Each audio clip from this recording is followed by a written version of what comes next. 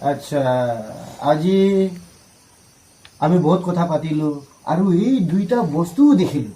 বাৰু আপুনি দুইটা বস্তুৰ ভিতৰত একটা বস্তু আপুনি মানে কোনটো বস্তু আপুনি পচন্দ কৰে এইটো একটা বজাই কিনে আপুনি দেখাই দিব লাগিব, শুনাই দিব লাগিব দৰ্শকক।